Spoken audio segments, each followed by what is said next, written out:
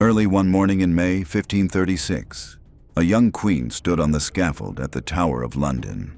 Anne Boleyn, once the most powerful woman in England, now waited to die. Just 3 years earlier, King Henry VIII had moved heaven and earth to marry her. Now, he wanted her gone, completely erased. She had been charged with treason, adultery, and even incest. Her enemies said she deserved her fate, but the speed of her arrest, trial, and execution raised questions that still echo through history. Was Anne Boleyn truly guilty, or was she the victim of a ruthless political plan?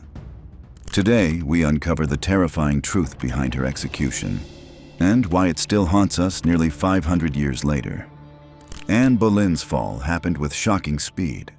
On May 2nd, 1536, she was arrested and taken to the Tower of London. Within days, 5 men, including her own brother, were accused of having affairs with her. The charges? Adultery, incest, and plotting the king's death. But something didn't add up. The evidence was weak. Some dates of the supposed affairs didn't even make sense. Anne was proven to be elsewhere. Witnesses were likely pressured. The trial was held inside the tower, and Anne was given no real chance to defend herself. She faced a jury full of her political enemies. In the end, the verdict was already decided. Anne was found guilty, and the punishment was death. Her brother and the other accused men were executed days before her. Historians now believe the charges were likely false, a way for Henry VIII to remove Anne and make way for a new queen, Jane Seymour. What looked like justice was probably a carefully staged plan. Anne wasn't just on trial for crimes. She was on trial for being inconvenient. Anne Boleyn spent her final days locked in the same tower where she had once celebrated her coronation. It was a cruel twist of fate, but even as her world crumbled, she held herself with grace and faith. While in her chamber, she prayed often and spoke kindly to her ladies-in-waiting. Reports say she laughed at times, perhaps out of shock or disbelief. She knew what was coming, but refused to beg for mercy. She received the news of her execution calmly. When she learned that the king had sent for a skilled French swordsman, instead of using the traditional English axe, she seemed relieved. It was said to be a more merciful way to die. On the morning of May 19th, 1536, Anne dressed with care. She wore a red petticoat, a dark gray gown, and a cloak trimmed in fur. Red, the color of martyrdom, was not a random choice. As she was led to the scaffold, she spoke softly to the crowd. "I die a good Christian woman," she said firmly. She never admitted to any wrongdoing. In her final moments, Anne showed the world that even in death, she wouldn't be broken. Most executions in Tudor England were carried out with an axe. But King Henry VIII ordered something different for Anne Boleyn, a skilled swordsman from France.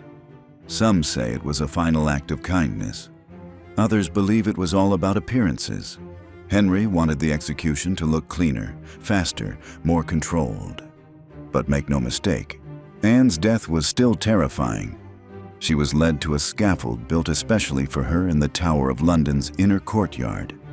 It was a small, silent space, far from the public square. Only a select group was allowed to witness the moment. Anne knelt upright. No block, no blindfold.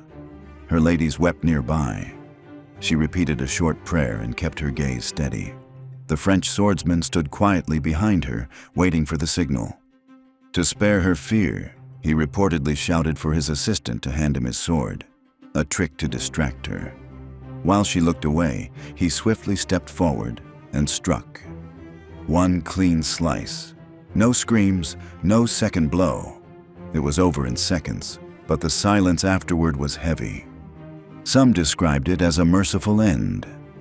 But Anne's calm demeanor, the hidden sword, and the controlled scene only added to the eerie feeling. It was a carefully staged event, not just a death, but a performance. And the message was loud and clear.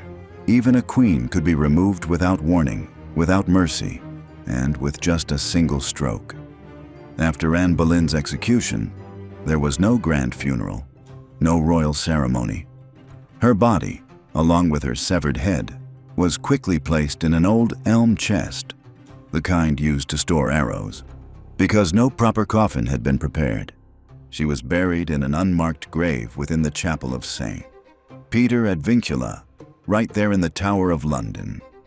A few of her ladies, still weeping, helped carry her remains. No priests, no prayers, no crowd. For centuries, her grave remained hidden.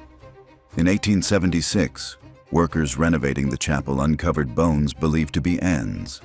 She was then reburied beneath a marble slab, though experts still debate whether the remains are truly hers. Even in death, Anne was treated as an inconvenience, quietly tucked away, as if her life and death were just a footnote in Henry's story. But the truth is, that forgotten grave became a symbol.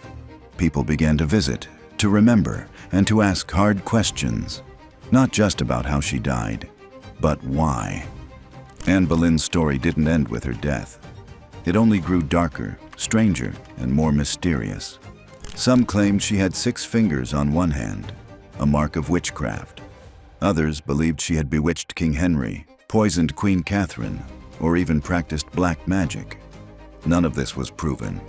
But in a time full of fear and superstition, rumors stuck. Over the centuries, her ghost reportedly appeared in multiple places. At the Tower of London, guards claimed to see a woman in a dark cloak wandering the halls. At Hever Castle, her childhood home, she's said to return every Christmas Eve. Sometimes she's holding her head. These stories may sound like fiction, and maybe they are, but they show how Anne's life and death haunted more than just the people around her. They haunted a nation. Why does her ghost appear so often? Maybe because people sensed something wasn't right. Maybe because deep down, we know she died too soon. And for the wrong reasons. Anne Boleyn didn't just leave behind questions. She left behind shadows. Anne Boleyn's execution wasn't just a private tragedy, it was a public statement. King Henry VIII had once moved heaven and earth to marry her. He broke from the Catholic Church, challenged the Pope, and rewrote the rules of England. All for Anne. But by 1536, she had failed to give him a son, and her influence was fading. Henry wanted a clean break and a new wife. So he moved quickly. The charges were shocking: adultery, incest, treason. But the trial, the evidence, and the timing all point to one thing. This was a political decision, not a legal one. By choosing a skilled swordsman and holding a private execution, Henry controlled every detail.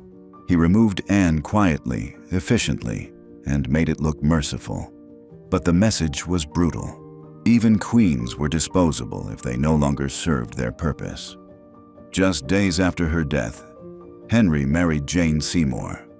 It was clear he had planned this. Anne's fall was not just about personal betrayal. It was about power. Her death reminded the court, the country, and the world that the king answered to no one.